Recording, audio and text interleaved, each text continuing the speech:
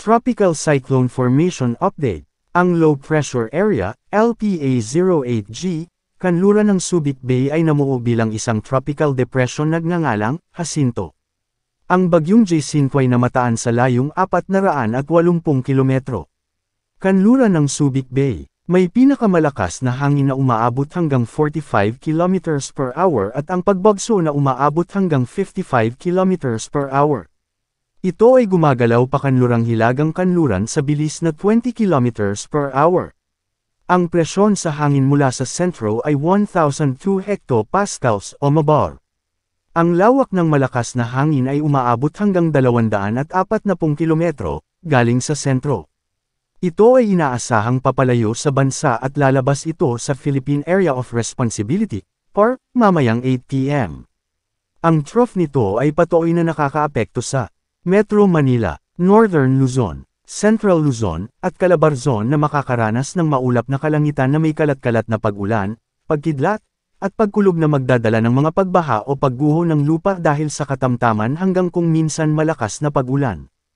Ang susunod na severe weather bulletin ng PAGASA ay mamayang 5 p.m.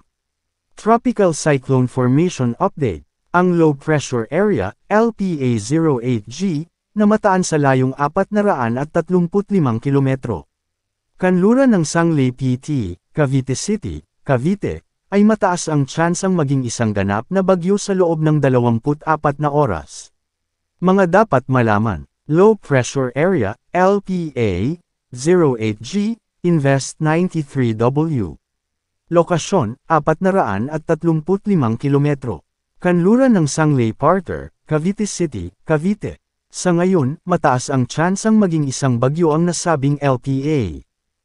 Posibleng lalabas na ito ng Philippine Area of Responsibility, PAR, ngayong araw. Ang trough nito ay nakakaapekto ito ngayon sa Metro Manila, Northern Luzon, Central Luzon, at Calabarzon. Dahil dito, makakaranas ng maulap na kalangitan na may kalat-kalat na pag-ulan, pagkidlat, at pagkulog na posibleng magdulot ng mga pagbaha o pagguho ng lupa dahil sa katamtaman hanggang kung minsan malakas na pag-ulan sa Ilocos Region, Cordillera Administrative Region, Zambales, Bataan, Tarlac, Pampanga, Isabela, Quirino, at Nueva Vizcaya. Dahil din dito, makakaranas ng bahagyang maulap hanggang maulap na kalangitan na may pulupulong pag-ulan o pagkidlat at pagkulog na posibleng magdulot ng mga pagbaha o pagguho ng lupa dahil sa severe thunderstorm sa Metro Manila at nalalabing bahagi ng Luzon. Southwest Monsoon o Habagat. Nakakaapekto ito ngayon sa nalalabing bahagi ng bansa.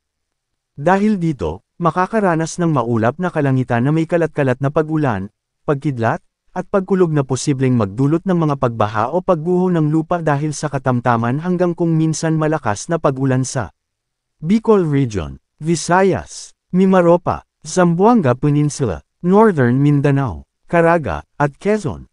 Dahil din dito, makakaranas ng bahagyang maulap hanggang maulap na kalangitan na may pulupulong pag-ulan o pagkidlat at pagkulog na posibleng magdulot ng mga pagbaha o pagguho ng lupa dahil sa severe thunderstorm sa nalalabing bahagi ng Mindanao. Paalala, posibleng magbago pa ang forecast. Ay pinapaalalahanan ng lahat na manatiling updated sa lagay ng panahon at sa posibleng tatahakin at magiging lakas ng sama ng panahon sa susunod na mga araw. Manatiling nakatutok sa Weather Balita para sa bago pang updates, don't forget to subscribe.